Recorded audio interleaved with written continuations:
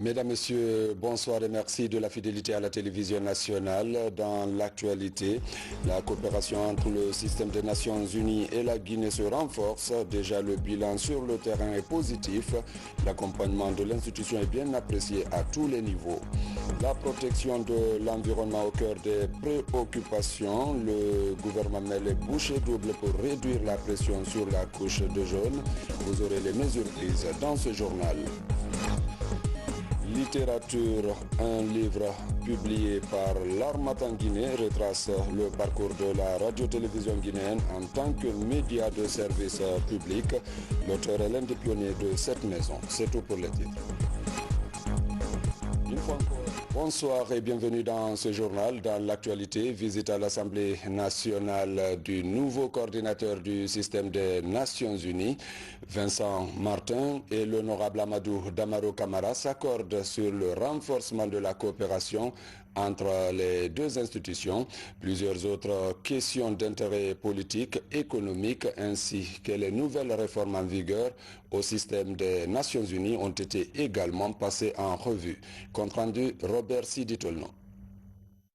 Il s'agissait pour le coordonnateur résident du système des Nations Unies en République de Guinée d'échanger pour la première fois avec le bureau de l'Assemblée nationale. Les nouvelles réformes du système des Nations Unies, le renforcement de la coopération entre l'institution parlementaire guinéenne et l'institution onusienne ont été entre autres sujets abordés. Sur la base de cette discussion sur l'ensemble de ces droits et le rôle fondamental du Parlement, nous avons évoqué quelques sujets plus précis, y compris sur la coopération digitale, sur le droit foncier, la réforme du foncier, sur les réglementations, les lois qui permettraient de lutter mieux contre les violences basées sur le genre. Et puis un certain nombre de sujets, y compris notamment le dialogue national. Et nous avons eu un échange très agréable, très intéressant, très inspirant avec monsieur le président de l'Assemblée nationale. En réponse à la démarche, la première vice-présidente de l'Assemblée nationale a, au nom du président de l'institution parlementaire, exprimé sa satisfaction. L'engagement a été pris de part et d'autre de renforcer ces liens de coopération, surtout sur des questions essentielles de la réalisation des objectifs du développement durable pour que la Guinée soit au rendez-vous de l'agenda 2030 et aussi la coopération en termes de digitalisation, en termes de mise en œuvre aussi des lois que nous votons. Et ils n'ont pas manqué d'encourager le Parlement sur la loi sur la parité et bien d'autres textes. Plusieurs autres institutions républicaines pourraient être visitées très prochainement par le coordonnateur du système des Nations Unies en République de Guinée. Intéressons-nous à la diplomatie guinéenne. À ces faits, Adja Aminata Kobele Keita a été reçue par le président gambian. Vous le voyez en image, la diplomatie guinéenne a présenté au président gambian ses lettres de créance en qualité d'ambassadeur de la République de Guinée au Sénégal, en Gambie, en Mauritanie et au Cap-Vert. L'occasion de transmettre au président Adama Barrow les salutations fraternelles de son homologue professeur Alpha Condé. La mise en place d'une commission mixte de coopération est envisagée entre la Guinée et la Gambie. Et puis, la coopération multilatérale Guinée-Système des Nations Unies produit des résultats élogieux. Le bilan à mi-parcours du programme de développement pays avec le PNUD est largement positif. L'information est issue de la réunion du comité de pilotage du dit partenariat tenu ce jeudi à Conakry. Le point avec Bernard Tonguino. La Guinée poursuit la mise en œuvre du PNDS, Plan national de développement économique et social. L'opération mobilise le collège des partenaires au développement, notamment ceux du système des Nations Unies. Avec le PNUD par exemple, un programme de développement pays 2018-2022 a été établi. Après 2 ans d'exécution, la Guinée s'est réjouie des résultats obtenus.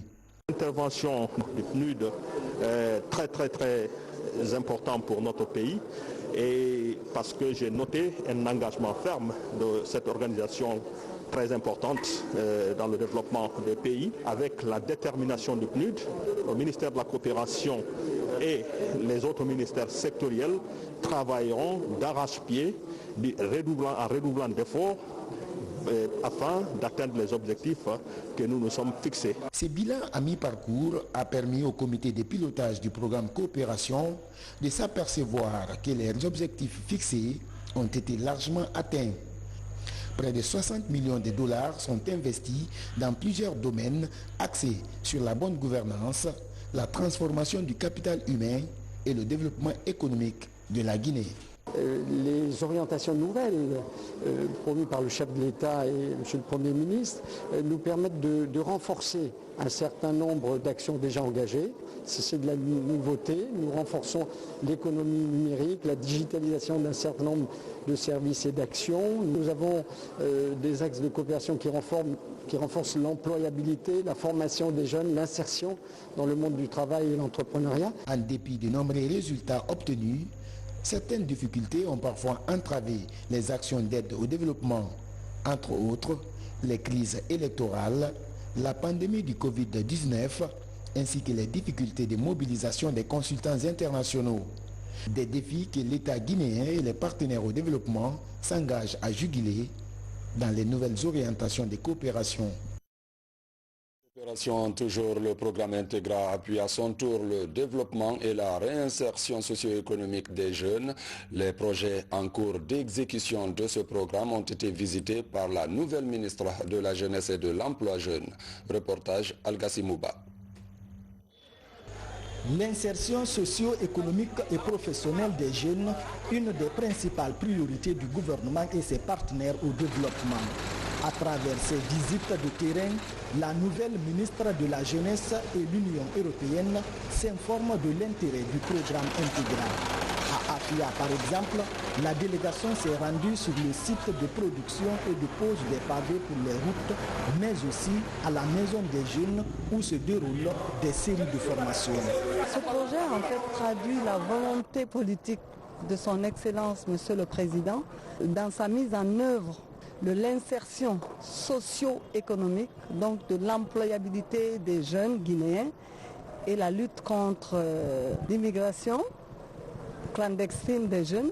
Ce seront 8000 jeunes qui seront impactés par ce projet dans tout le pays. On compte beaucoup sur Integra, grâce à nos partenaires de mise en œuvre comme Enabel. On compte beaucoup sur l'impact que ce programme aura sur la jeunesse guinéenne pour l'épanouissement, pour le développement et pour la Guinée. De Afia, la délégation s'est rendue à Taouya dans la commune de Ratoma. Ici existe une école de seconde chance pour les jeunes. Son fonctionnement est assuré par l'agence de développement belge Enabel à travers le programme Integra financé par l'Union européenne. Pour le compte de l'Union européenne, on est très fiers et très contents de pouvoir mettre en œuvre ce projet très important qui vise vraiment une tranche tellement importante pour le futur de la Guinée, c'est-à-dire les jeunes. Ces visites de terrain sont un moyen pour la patronne du département de la jeunesse de s'enquérir des réalités du programme Integra Enabel. Un projet d'intégration concernant environ 500 jeunes est mis en œuvre dans les quartiers de Afia et de Taouya. Les États-Unis continuent d'appuyer la Guinée dans la lutte contre le Covid-19. Son ambassade à Conakry vient d'offrir un important lot de kits de lavage de mains et des équipements individuels au ministère de la Santé. Le don est destiné au personnel soignant. Reportage Sa Amaratolno. Des kits de lavage de mains, des gants et autres équipements de protection individuelle, le tout d'une valeur de 75 000 $ américains. C'est un don de l'ambassade des États-Unis en Guinée. Il est destiné au personnel soignant en vue de se protéger contre le Covid-19. Il ne faut pas lâcher les efforts parce que ce fléau, c'est un fléau mondial et ça peut nuire à la capacité de tout le monde. Donc il faut aussi travailler sur la recherche des vaccins Et puis le gouvernement américain va aider le monde, y compris la Guinée, à travers le Gavi, pour fournir des vaccins dans tous les pays. Pour les autorités en charge de la santé, ces équipements ne sont pas le seul appui des États-Unis à la Guinée. Le gouvernement américain n'est pas à son premier geste. Pendant l'épidémie d'Ebola que nous avons tous connue, le département américain nous a apporté d'énormes appuis dans le cadre de la lutte contre cette épidémie d'Ebola. Je n'ai pas besoin de rappeler ce dont on a reçu de leur part. Et nous entretenons d'excellents rapports avec le département américain dans le soutien de notre système de santé guinéen. Si aujourd'hui nous recevons d'autres dons également dans le cadre de la lutte contre cette pandémie de Covid-19, nous ne pouvons que nous en réjouir. En plus des équipements, les instituts nationaux de santé des États-Unis ont déjà rénové et équipé le centre de recherche épidémiologique de Manfrenia dans la préfecture de Forikaria. Le comité de pilotage d'Itué-Guinée s'est tenu ce matin au département des Mines. Les travaux ont porté sur l'examen du plan de travail 2021. Un budget annuel de plus de 10 milliards de francs guinéens a été approuvé par les membres. Le compte rendu avec Mohamed Lamine Kamara. En 2020, malgré l'impact du Covid-19 sur les activités minières, l'Itué-Guinée a tout de même réussi à exécuter son plan de travail et son budget annuel à environ 75%. Une gouvernance des ressources extractives qui prenait en compte les préoccupations des communautés. Pour cette année, l'institution entend multiplier les efforts pour beaucoup plus de transparence dans la gestion des industries extractives. Dans cette salle, les membres du comité de pilotage ont approuvé à l'unanimité le plan de travail et le budget annuel prévisionnel de 2021. Cette année 2021, le budget global qui est prévu est de 1 114 000 $. Déjà sur ce montant, grâce aux autorités, notamment le président de la République et le ministre des Mines, on est aujourd'hui à un chiffre de mobilisation au niveau du budget national de 33,26% déjà. Au niveau de la Banque mondiale et des institutions, notamment la Banque mondiale, on a pu avoir un montant de 650 000 $. Ce budget annuel 2021 s'élève à plus de 10 milliards 538 millions de francs guinéens. Avec ce montant, plusieurs activités sont ciblées. Les activités prioritaires, d'abord, c'est réussir vaille que vaille la validation de la République de Guinée. Deuxièmement, élaborer les rapports 2019 et 2020. Non seulement élaborer ces rapports, les produire, mais aussi il faut les publier. Et après la publication, nous avons la dissémination à faire. Au cours de cette rencontre, le comité de pilotage a mis l'occasion à profit pour décerner des satisfecits à 3 membres, 2 à titre posthume pour des efforts fournis dans la mise en œuvre du processus Itué-Guinée. De nouveaux membres ont aussi rejoint le groupe multipartite de l'Itué-Guinée. Environnement dans ce journal, la couche d'ozone, vous en avez certainement entendu parler. C'est elle qui nous protège des rayons dangereux du soleil. De nos jours, elle se dégrade de façon inquiétante. La Guinée, consciente du danger, s'active à réduire certaines substances chimiques. Pour le constat, Mamadou Alpha Baldé. La couche d'ozone est vitale pour la vie sur Terre. Ce rideau naturel protège les hommes et leur entourage des rayons ultraviolets venant du soleil. Avec le réchauffement climatique, les gaz à effet de serre sont aujourd'hui considérés comme principale cause de la destruction de la couche d'ozone. Depuis 1992, le monde combat le phénomène. La Convention de Vienne et le Protocole de Montréal sont les principaux outils de lutte.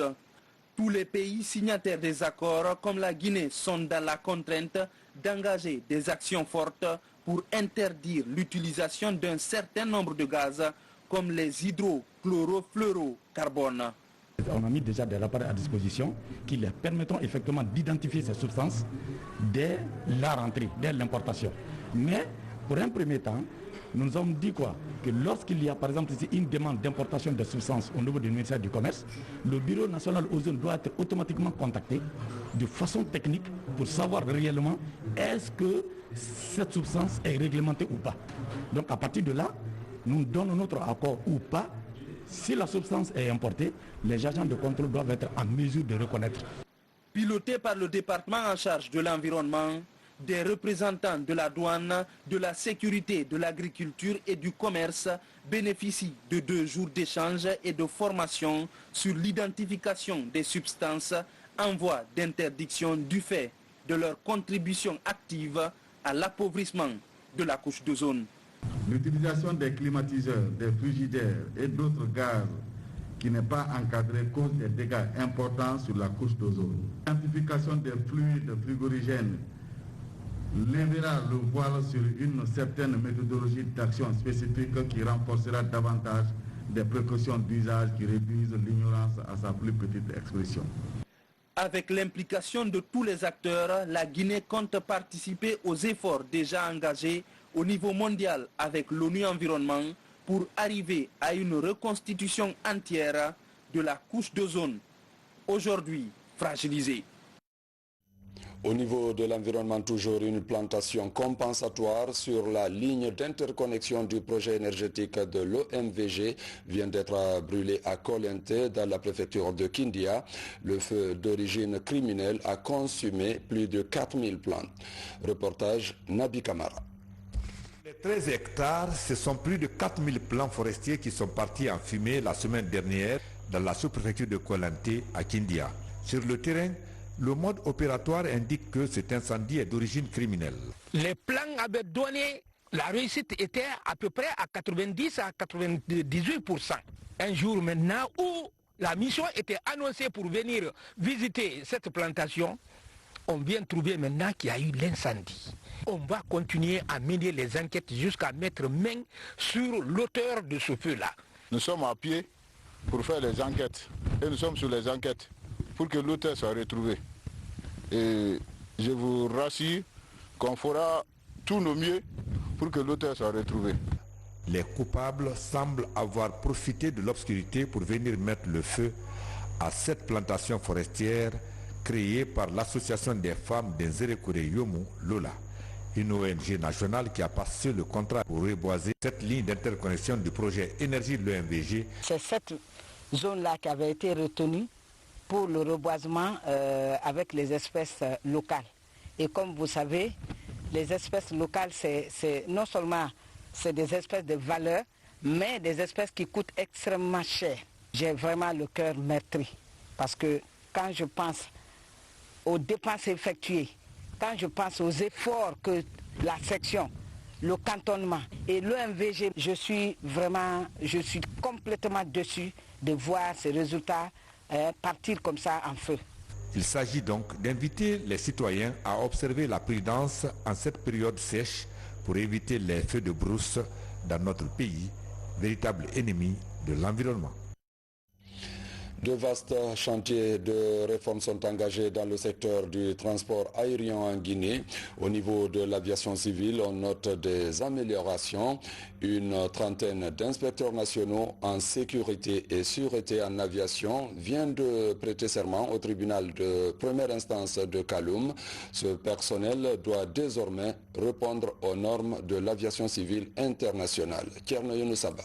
C'est un pas en avant dans le registre de la professionnalisation des ressources humaines de l'aviation civile guinéenne. Plus de 30 inspecteurs nationaux spécialisés en sécurité et sûreté en matière de transport aérien prêtent serment devant le tribunal de Kaloum.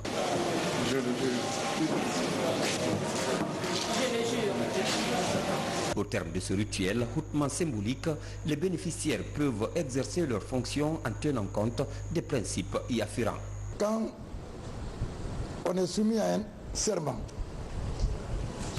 il y a beaucoup de charges et de responsabilités qui se rattachent à ce serment. Et il y a aussi des sanctions qui sont prévues par la loi et les autres instruments de droit à l'occasion de l'exercice de leurs fonctions lorsque, délibérément ou non, ils parviennent à commettre des fautes. Le serment pour n'importe quel cadre est un sacerdoce. Les récipiendaires doivent désormais améliorer leurs prestations dans la régulation des mouvements des aéronefs au sol et dans les airs.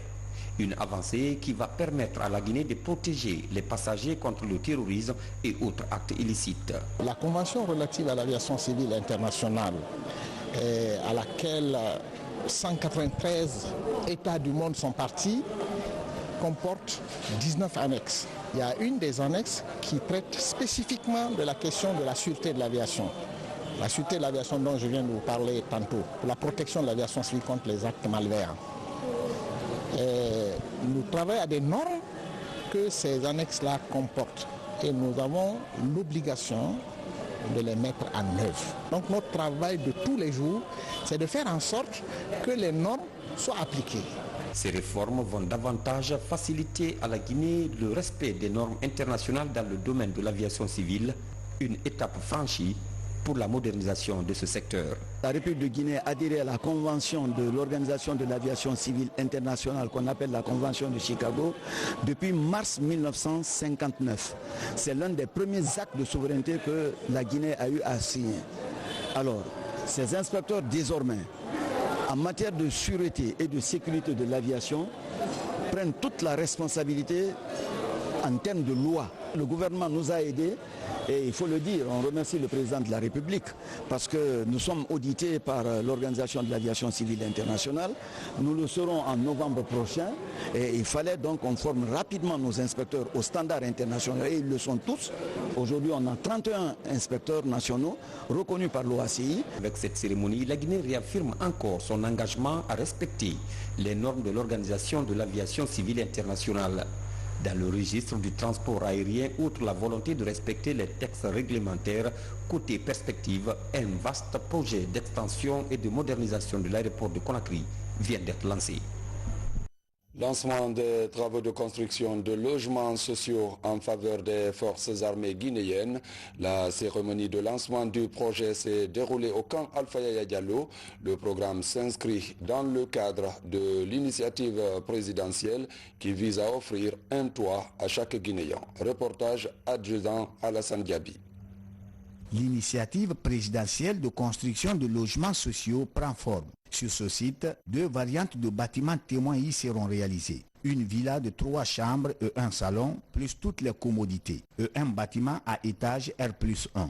Nous sommes au camp Alpha Yaya Diallo. Ce projet connaîtra 2 phases. La phase pilote qui consiste à construire des bâtiments témoins dans chaque garnison militaire avec un appui financier de Afriland First Bank et la Banque nationale d'investissement de Guinée. La seconde phase consiste à la construction de logements à grande échelle et à moindre coût. Nous remercions spécialement ce partenariat avec la grande maître, c'est-à-dire l'armée, qui va mettre à la disposition dans le cadre de ce processus des compétences dans les différents secteurs d'activité du domaine du génie civil et dans d'autres domaines également, que ce soit des militaires en fonction ou des militaires à la retraite. Ça va permettre donc de sortir certains de l'oisiveté et de faire des acteurs importants dans le processus de développement. Je vous assure que la Banque nationale d'investissement de Guinée œuvre dans le sens de la matérialisation des ambitions du président de la République et comme quoi chaque ménage guinéen, chaque citoyen guinéen a droit à son toit. Ce programme présidentiel de construction de logements vise à doter chaque Guinéen d'un toit. Les forces de défense et de sécurité occupent une place de choix dans cette vision présidentielle. Je salue réellement ce projet. Je l'ai toujours dit, je dis, si la discipline est la force principale des armées, alors le casernement en est un facteur de renforcement. Un militaire caserné, c'est une armée disciplinée. Cette cérémonie de lancement des travaux de construction des bâtiments témoins en faveur des militaires s'est terminée par la visite de l'hôpital d'urgence en projet de mise en service, ici au camp Alpha Yaya Diallo. Emploi jeune avec cette opportunité d'insertion professionnelle qu'offre Afriland First Bank Guinée. Un appel à candidature vient d'être lancé. Le processus est digitalisé avec des garanties. Reportage Kierno Ousmane Diallo. 10 jours après l'appel à candidature, plus de 5000 candidats sont enregistrés pour participer au concours de recrutement d'agents à Afriland First Bank Guinée. L'institution, nourrie de grandes ambitions pour la Guinée, demain vendredi, marque la date limite pour le dépôt des candidatures. Le concours se déroulera en 3 phases. examen écrit, examen oral après qui sera réservé aux candidats qui auront reçu le test écrit. Et la troisième phase, ça sera une formation au programme de Business Excellence Academy pour une durée de 4 à 6 mois qui se fera au Cameroun. En raison du coronavirus, le concours se déroulera de manière particulière. Les candidats recevront dès demain via mail des codes d'accès pour participer samedi à la phase de l'examen sur une plateforme disposant de garde-fous afin de prévenir toute tentative de fraude. Lorsque le système découvre déjà des manipulations ou bien des mouvements un peu suspects au niveau de la plateforme, vous êtes averti. Deuxième tentative de fraude, le système vous met out directement. Donc ça veut dire que s'il y a un candidat qui pense que bon, comme il est seul, il peut aller sur Google pour pouvoir chercher les réponses aux questions. Dès que vous sortez déjà, le système c'est que vous êtes parti hors de la salle de classe numérique. Et maintenant l'innovation c'est quoi? L'innovation c'est que chaque question a un temps défini. C'est-à-dire que si on dit que la question c'est 45 secondes, 54 secondes, le temps que vous partez chercher les réponses ailleurs, si les 45 secondes sont écoulées, vous n'avez plus le droit de répondre et le système décale directement et cette question est fermée. En attendant samedi, jour de l'examen, tous les candidats sont invités à consulter dès demain leur adresse mail pour récupérer le lien de la plateforme de l'examen et leur mot de passe. Samedi, à partir de 10h et pour une durée d'1h30, seront lancées les épreuves. Les candidats doivent là surtout s'assurer de disposer d'une connexion Internet stable avant d'affronter les épreuves. Enrôlement biométrique des journalistes. Après Conakry où plus de 700 journalistes ont été recensés, l'opération se poursuit du côté de Kindia qui constitue la première étape pour l'intérieur du pays. Reportage à Kindia, Amadou Touré. Après la zone spéciale de Conakry, la haute autorité de la communication HAC lance à Kindia l'opération d'enrôlement des journalistes de l'intérieur du pays. Pour réussir le pari, 4 équipes de professionnels sont constituées. Leur mission, veiller au bon fonctionnement du processus dans les régions du pays. Nous aider à assainir la corporation, c'est de nous aider à effectivement, cette fois-ci, enrôler et donner des cartes de presse professionnelle aux journalistes qui le méritent. Une satisfaction pour moi d'être reconnu d'abord par mes pairs journalistes et aussi savoir que ce que je fais dans ce métier plaît vraiment aux gens parce que parmi tant d'autres, j'ai été choisie et ce n'est pas fortuit. Donc du coup, je remercie la haute autorité de la communication. Pour être accepté par la commission d'enrôlement, en plus d'une reconnaissance par les pairs, le journaliste doit fournir un certain nombre de documents, parmi lesquels le casier judiciaire. Il nous a été rapporté que les certificats de non-poursuite ne sont plus délivrés et que chacun devrait aller donc dans sa ville de naissance pour prendre un casier judiciaire. Nous avons demandé à nos équipes d'enrôler même ceux qui n'ont pas de casier. Mais nous prendrons la précaution de vérifier chaque cas auprès du procureur de la ville de naissance du postulant. Et nous leur avons dit en même temps de faire en sorte que les casiers judiciaires arrivent avant que le dossier ne soit étudié. Donc ce n'est pas un handicap au moment de l'enrôlement. Mais ça pourrait l'être au moment de la délivrance. Au cours de son séjour de travail à Kindia, le président de la HAC a visité les locaux de certains médias de la place. Objectif, toucher du doigt les conditions de travail des journalistes. Littérature dans ce journal, l'ouvrage intitulé Les 40 ans de la RTG de l'auteur Elhadj Ibrahima Diaby retrace le parcours de ce technicien dans ce média de service public, une source d'inspiration, vous allez le voir, pour la nouvelle génération. Reportage Mohamed Trois Camara. Créée le 14 mai 1977, la radio-télévision guinéenne RTG poursuit sa mission. Considérée comme la vitrine du pays, ce média de service public est le fruit de la coopération bilatérale entre la République arabe libyenne et la République de Guinée. Parmi les témoins de cette histoire, le journaliste technicien Ibrahima Diaby. Inspiré de ses expériences et de son parcours au sein de la RTG, Ibrahima publie son premier ouvrage sur les 40 dernières années de la radio-télévision guinéenne. Un devoir de mémoire pour exhumer les moments marquants entre 1977 et 2017. La RTG, pour moi, et je vais commencer par cette question, est une seconde maison.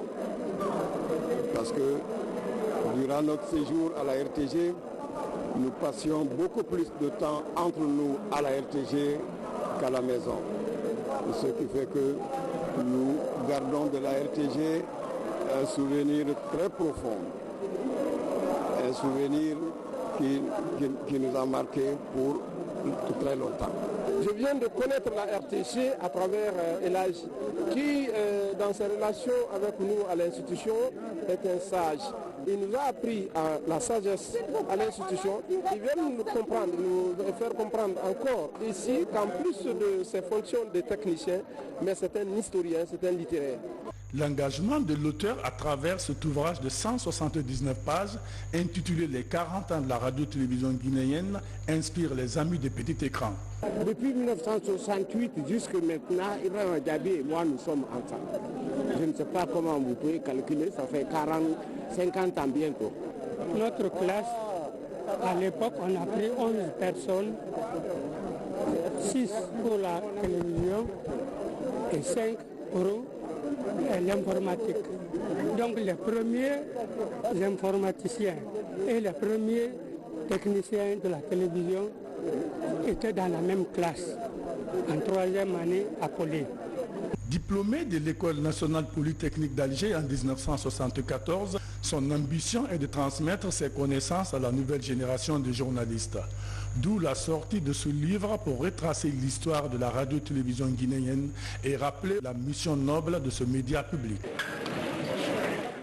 Mesdames, Messieurs, ainsi prend fin ce journal. Merci à vous qui nous suivez à Zéro Corée comme partout ailleurs dans le monde. Bonne suite de programme sur la RTG.